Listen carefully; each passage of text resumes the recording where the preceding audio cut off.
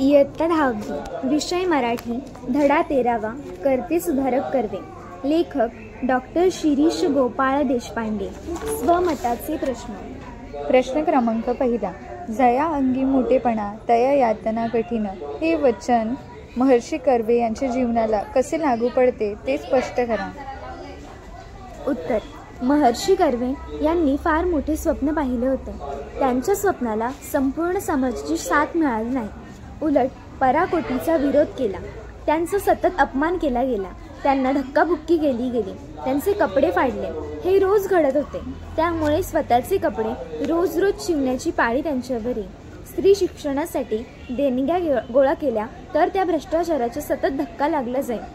त्यांच्या चळवळीमुळे कुटुंबियांनाही त्रास सहन करावा लागेल. त्यांच्यावर बहिष्कार टाकण्यातही आला होता. हे सर्व यातनामय होते. लोककल्याणासाठी अण्णासाहेबांनी या यातना सहन केल्या. आज आपण अण्णासाहेबांची स्मारके उभारतो, परंतु प्रत्यक्ष जीवनात त्यांना दुःख, कष्ट व यातनाच सहन कराव्या लागल्या. जया अंगी मोठेपणा तया यातना कठीण हे तुकाराम महाराजांचे वचन अण्णासाहेबांना तंतोतंत लागू पडते. प्रश्न क्रमांक 2. कर्ते सुधारक कर्वे पाठातून महर्षी अण्णा कर्वे यांचे तुम्हाला जाणवलेले वेगळेपण तुमच्या शब्दांत स्पष्ट करा. उत्तर. महर्षी कर्वे यांचे फार मोठे वेगळेपण या पाठातून वाचकांसमोर येते. बऱ्याच वेळा सामाजिक कार्य करणाऱ्या लोकांना स्वतःच्या सामाजिक कार्याचा गर्व असतो. अण्णासाहेबांची प्रकृती या नेमकी उलटी होती.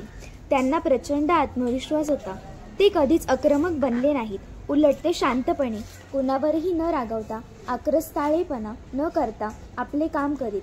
त्यांचे अपमान झाले, अडवणूक झाली, त्यांच्यावर हल्ले झाले, जाता येता त्यांचे कपडे फाडले गेले, परंतु ते विचलित झाले नाहीत.